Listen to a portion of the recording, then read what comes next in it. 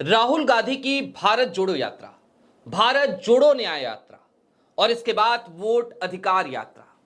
राहुल गांधी की इतने सालों की मेहनत, कदम दर कदम उनका आगे बढ़ते जाना, इंडिया गठबंधन बनाना और इस सारी मेहनत पर क्या तेजस्वी यादव ने पानी फेर दिया है? और क्या तल्ख हकीकत एक यह भी है कि लालू यादव हों या फिर कि नीतीश कुमार, आज की तारीख में दोनों का स्वार्थ एक साथ जाकर मिल गया है, उनके स्वार्थ का एकीकरण हो गया है।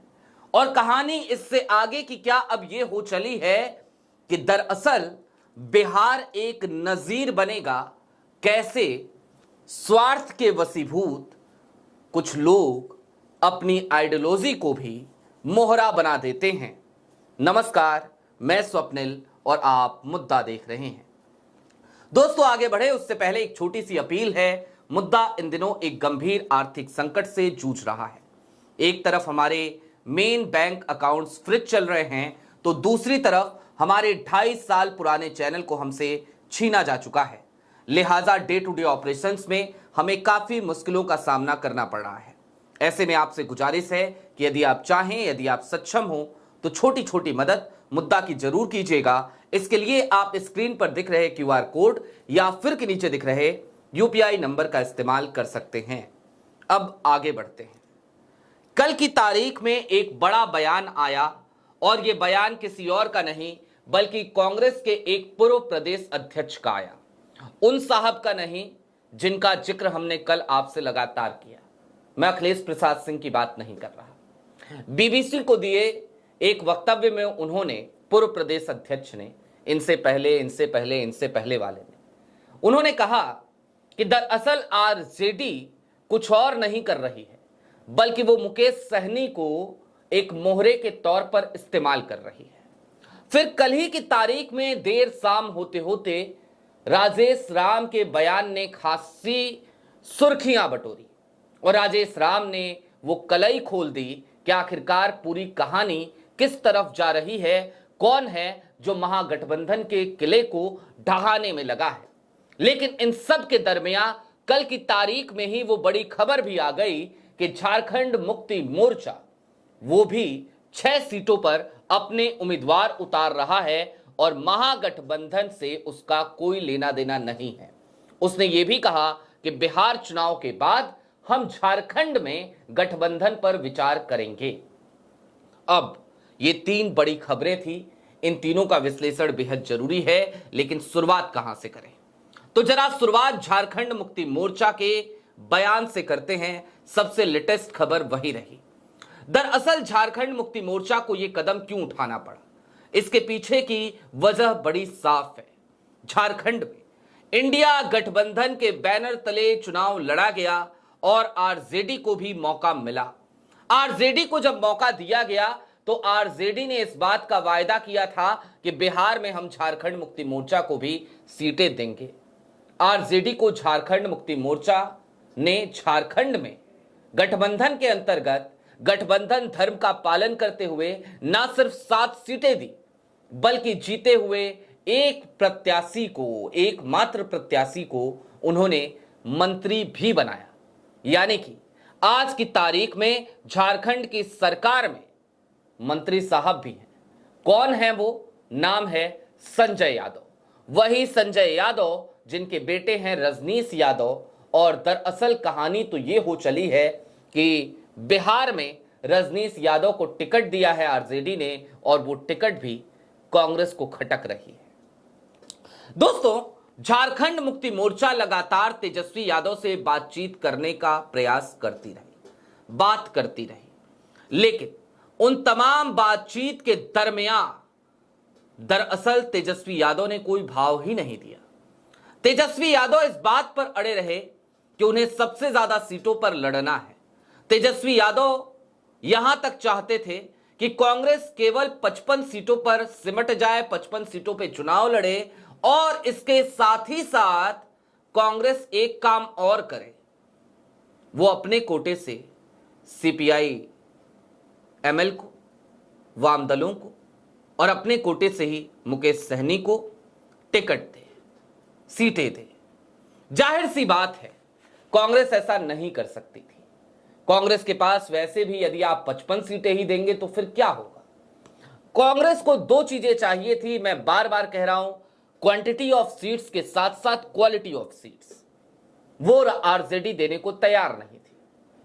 और आज की तारीख में जिन 10 सीटों पर friendly fight, so called friendly fight कहा जा रहा है, जहां पर महागठबंधन के दो प्रत्याशी एक दूसरे के आमने सामने आपको खड़े नजर आ रहे हैं, उसके पीछे की सारी जड़ कहीं ना कहीं तेजस्वी यादव की इसी जिद, इसी महत्वाकांक्षा की देन है।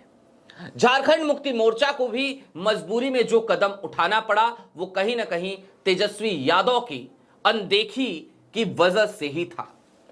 मैं हर बार एक बात कहता हूं और लंबे समय से कह रहा हूं, तेजस्वी यादव एक बेहद ही इनसिक्योर नेता हैं और किसी भी पॉलिटिशियन को इतना इनसिक्योर नहीं होना चाहिए, क्योंकि इनसिक्योरिटी हमेशा आपको नुकसान पहुंचाती है।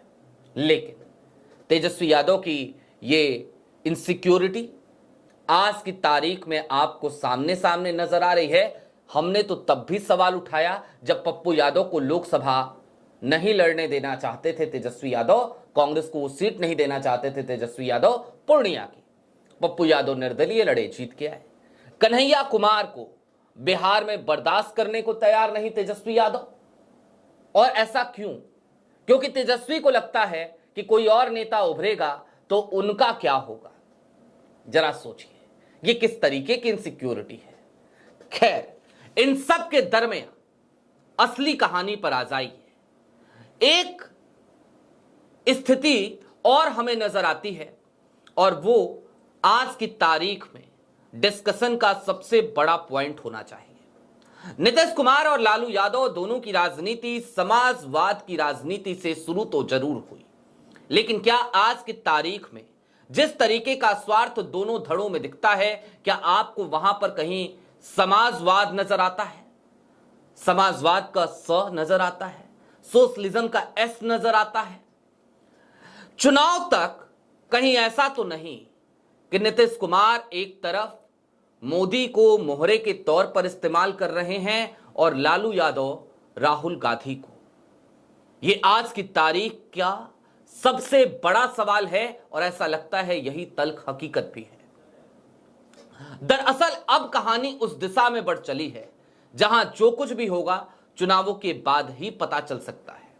इन चुनावों में जिस तरीके से आरजेडी खुलकर कांग्रेस को हराने में जुटी पड़ी है, बजाय इसके कि वो फोकस करे जेडीयू को कैसे हराना है, वो फोकस करे बीजेपी को कैसे हराना है, वो फोकस करे एलजेपीआर को कैसे हराना है। दूसरी तरफ नीतीश कुमार है। नीतीश कुमार भी आज की तारीख में चिराग पासवान को हराने की कोशिश में लगे पड़े हैं और इन सब के दरमियान स्थिति कहीं ना कहीं साफ हो जाती है कि आज की तारीख में भले ही आपको वहां दो गठबंधन दिखाई दे रहे हों, एक तरफ महागठबंधन यानी कि इंडिया अलायंस हो, दूसरी तरफ एनडीए हो, लेकिन ये दोनों गठबंधन चुनाव के बाद एक तीसरे गठबंधन का इनसे सामना हो सकता है। और ये तीसरा गठबंधन किसका होगा, जवाब शायद आपके जहन में आ चुका होगा। बहुत हद तक संभव है एक बार फिर आपको चाचा और भतीजे की जोड़ी नजर आए।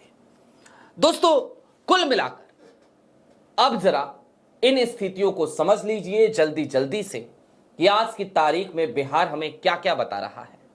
पहली चीज तो यह बता रहा है कि राहुल गांधी की तमाम मेहनत पर कुछ लोगों ने अपनी महत्वाकांक्षा, अपने स्वार्थ के वशीभूत होकर पानी फेर दिया है। दूसरी तरफ समझने की जरूरत यह है कि इंडिया गठबंधन जिसने 2024 के चुनाव में नरेंद्र मोदी के लिए खासी मुश्किलें खड़ी कर दी थी, भारतीय जनता पार्टी पूर्ण बहुमत की सरकार बनाने की स्थिति में नहीं आ पाई। आज की तारीख में उस इंडिया गठबंधन को तोड़ने की कवायद में तेजस्वी यादव लग चले हैं। कभी जब नीतीश निकले थे तो लगा था नीतीश से विलन है, लेकिन आज की तारीख में अगर कोई सबसे बड़ा विलन है तो वो हमें तेजस्वी नजर आते हैं। झारखंड मुक्ति मोर्चा को नाराज तेजस्वी ने किया, कांग्रेस को नाराज तेजस्वी ही कर रहे हैं। और इन तमाम विपक्षी दलों को भी एक बात समझनी चाहिए, इसकी भी आज जरूरत है। कांग्रेस की आलोचना हम भी करते हैं, उसके ढुलमुल रवैये की। हम आलोचना करते हैं कांग्रेस में बैठे हुए गद्दारों की, स्लीपर सेल्स की।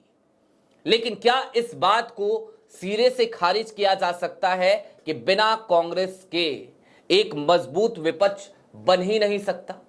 सच्चाई तो यही है कि माइनस कांग्रेस इंडिया अलायंस का कोई वजूद नहीं बचेगा। लिहाजा कांग्रेस की जरूरत इन तमाम विपक्षी दलों को ज्यादा है। कांग्रेस की तो अभी भी 3 राज्यों में सरकार है। आरजेडी को आज की तारीख में यह सोचना चाहिए था कि कांग्रेस की 3 राज्यों में सरकार है, जनता झारखंड मुक्ति मोर्चा की एक राज्य में सरकार है।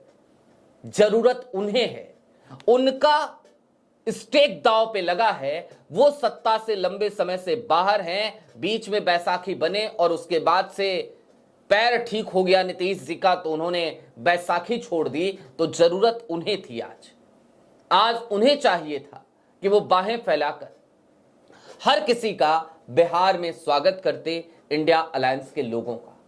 ऐसा उन्होंने किया नहीं, और जब नहीं किया तो उसका खामियाजा अब तेजस्वी यादव को ही भुगतना पड़ेगा। लेकिन क्या ये खामियाजा वाकई में सिर्फ तेजस्वी यादव ही भुगतेंगे, या फिर कि विपक्ष के वो तमाम कार्यकर्ता भी जो आज की तारीख तक ये आस लगाए बैठे थे कि चलो, जो लोग कहते हैं कि हम लोकतंत्र बचाएंगे, जो लोग हमें रोजगार देने की बात करते हैं, जो लोग कहते हैं कि हम बिहार में शिक्षा के स्तर को सुधारेंगे, स्वास्थ्य के स्तर को सुधारेंगे, उन लोगों की सरकार बन जाएगी।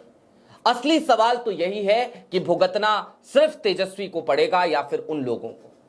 जवाब आपके सामने है, आप समझ गए होंगे।